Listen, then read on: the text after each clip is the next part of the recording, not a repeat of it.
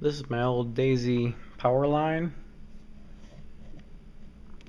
Says it right there. I got this from Kmart years and years ago for about 10 bucks. And up until yesterday it had this original sling on it with the nice yellow surgical tubing and the leather pouch thing here. Now for some reason it's turning orange here, or maybe somebody put some marker on it, and I'm not sure if you can see, but it's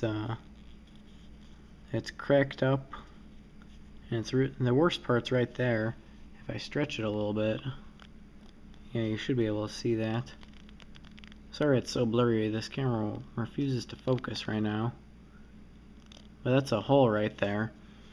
And it's also kind of cracked up here, so I decided it was time to buy some new rubber from Bass Pro Shops. This is the heavy duty rubber with nice leather pouch deal, and it doesn't, on this one it wraps around the pouch in like a loop. This one's got a hunk of plastic and it slides over the plastic. So I thought that was interesting. Now this rubber also came with some kind of, it was kind of like soap that you were supposed to rub on it, and it'll prevent the sun from eating it away. So I since it came with it, I did it. I don't know if it'll work or not. But this rubber is supposedly the heavy duty rubber, so it's like harder to stretch than this original rubber. You probably can't tell at all, but it is indeed, it's the same size, but it is indeed harder to stretch.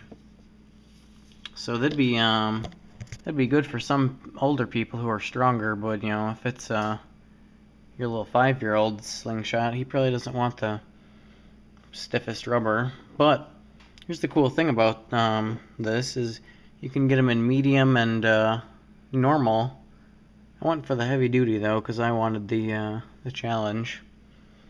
Now for those of you who are worried, this is actually really easy to replace. You kind of peel this up like you're peeling off a glove or peeling off a rubber, and if it's all cracked up, it'll still usually peel off. If not, you can scrape it off or sand it off or cut it off or whatever you need to do.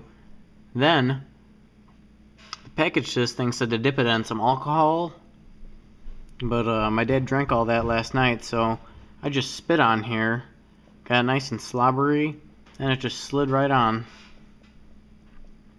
And you want to, obviously, well, maybe not so obvious for some of you, you want to slide them onto the same length, and then also you want to twist them once they're on there so that this isn't upside down or like this or sideways or whatever.